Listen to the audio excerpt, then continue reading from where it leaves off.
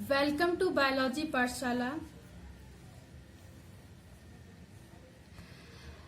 आज की पाठशाला में हम ये समझने का प्रयास करेंगे एवोल्यूशन ऑफ ह्यूमन की हम बिल्कुल सिस्टमेटिक प्रोसेस से बात करेंगे। लेकिन पाठशाला को स्टार्ट करने से पहले हम बच्चों को मोटिवेशन मैसेज देते हैं। मेरा मानना है कि मोटिवेशन मैसेज लाइफ में रेमेडी की तरीके काम करता है। इसलिए आज की मोटिवेशन सीरीज का मैसेज है कि सब्र का फल मीठा होता है, मीठा होता है। इसलिए मेरे प्यारे बच्चों, आप धैर्य के साथ मेहनत करते रहिए, प्रयास करते रहिए और जीवन में आगे बढ़ते रहिए। देखिए, अगर आज की पाठशाला की बात करें, तो आज का जो टॉपिक है बेटा, वो टॉपिक है, हमें पढ़ना है एवोल्यूशन ऑफ ह्यूमन के बारे में।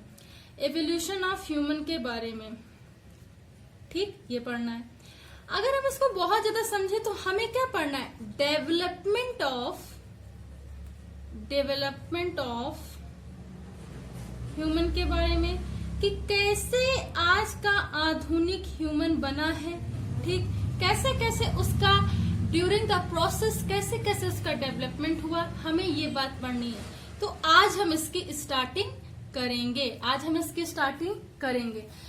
इवोल्यूशन का तो मतलब पता ही है क्या ना, कि अगर हम बहुत मोटे मोटे टर्म में लें तो क्या होगा, सिंगल सेल से हमें मल्टी सेलुलरिटी यानी मल्टी सेलुलर ऑर्गेनिज्म का डेवलपमेंट पढ़ना है, राइट।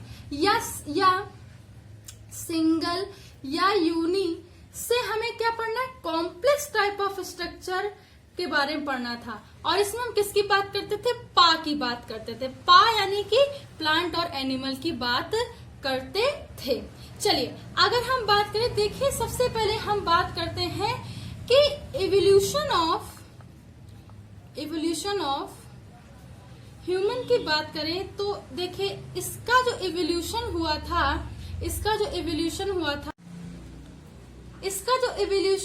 था वो हुआ था 1,15,00,000 वर्ष पहले, ठीक। ह्यूमन का इवोल्यूशन हुआ था। किससे हुआ था? एपेस्टॉक से। किससे हुआ था? एपेस्टॉक से, ठीक। इतनी बात तो आप याद रखोगे कि 1,15,00,000 वर्ष पहले ह्यूमन का एवोल्यूशन एपिस्टॉक से हुआ था। इसकी सीरीज में जब हम पूरा पढ़ा लेंगे तो एक फॉर्मूला बताएंगे, उससे आपको काफी हेल्प हो जाएगी, ठीक है। सबसे पहले क्या हुआ था, हमें पढ़ना है रामाथिकस के बारे में। क्या पढ़ना है? रामाथिकस के बारे में, ठीक। तो हमें सबसे पहले क्या पढ़ना है? रामाथिकस के बारे में, ठीक। उसके बाद की बात करें तो हमें पढ़ना है ड्रायोपिथिकस के बारे में, ठीक, ड्रायोपिथिकस के बारे में। फिर हम एप के बारे में पढ़ेंगे, ठीक। इस तरीके से प्रोसेस चलेगा, ठीक है, ठीक। सॉरी, कुछ मिस्टेक हो रही है। सबसे पहले हमें क्या पढ़ना है? ड्रायोपिथिकस के बारे में पढ़ना है, फिर रामाथिकस के बारे में पढ़ना है, ठीक। तो ड्रायो से याद रखेंगे फर्स्ट नंबर पे। तो अगर हम इसकी बात करें हमें क्या पढ़ना है? सबसे पहले इनिशियल स्टेज में ड्रायोपिथिकस के बारे में पढ़ना। चलिए पढ़ते हैं ड्रायोपिथिकस के बारे में। देखिए, ड्रायोपिथिकस की बात करें तो ये जो ड्रायोपिथिकस था, इसके जो जीवाश्म थे, इसके जो फॉसिल्स थे, वो क्या करते हैं, वो यूरोप,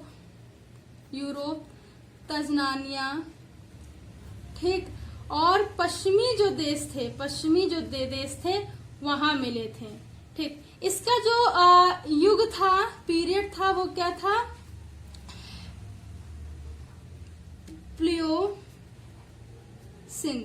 प्लायोसिन, इसका क्या था? युग था, ठीक। ये इस युग में मिला था। अगर हम इसके कैरेक्टर की बात करें तो देखिए, कैरेक्टर क्या थे?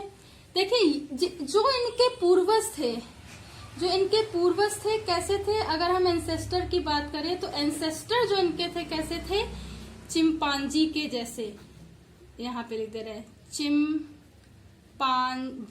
चिंपांजी के जैसे थे।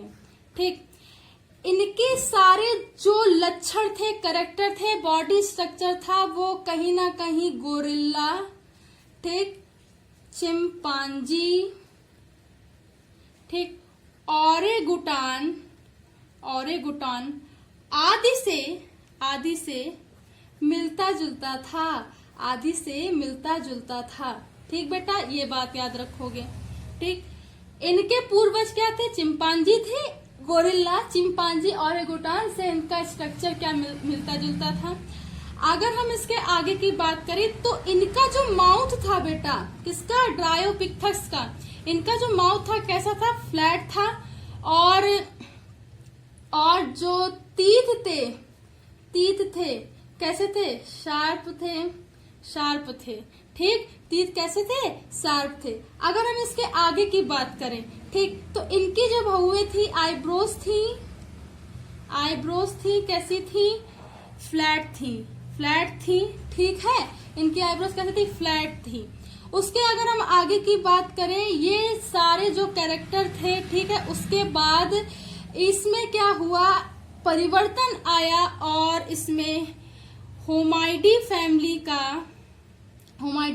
का होमोस्टॉक स्टार्ट हुआ और उसमें रामापिथिकस का क्या हुआ, विकास हुआ।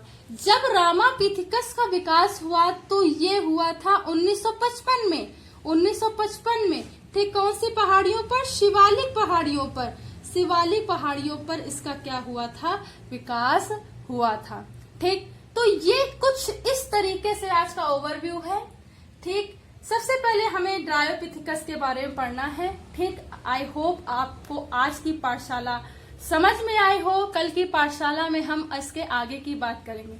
मेरे प्यारे बच्चों, अगर आज की पाठशाला आपको समझ में आई हो तो इसे ज्यादा से ज्यादा लोगों तक शेयर कीजिए, सब्सक्राइब कीजिए और give a more lot of love for biology पाठशाला। Thank to all student.